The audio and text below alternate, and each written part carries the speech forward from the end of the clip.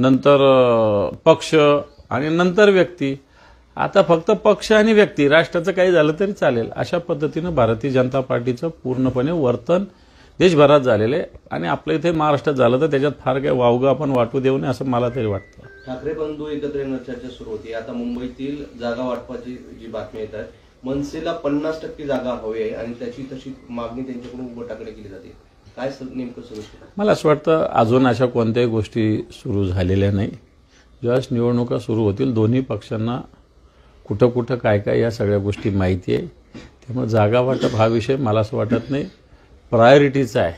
एकत्र येऊन लढणं हे सगळ्यात महत्त्वाचं आहे आणि ते होईल. निवडणूक आयोगाने काल एक शुद्धीपत्रक काढलेलं आहे नगरपालिकेच्या निवडणुकीच्या अनुषंगानं. एखाद्या डमी उमेदवाराच्या अर्जावर जर एकच सूचक असेल आणि तो मूळ अर्जावर जर सूचक असेल तर त्याचा अर्ज बाद होण्याची शक्यता आहे. त्यामुळं आता संभ्रम निर्माण झालेला आहे. म्हणजे काय की डमी आणि जो मूळ अर्ज आहे त्यावर एकाच सूचक असेल तर त्याचा अर्ज बाद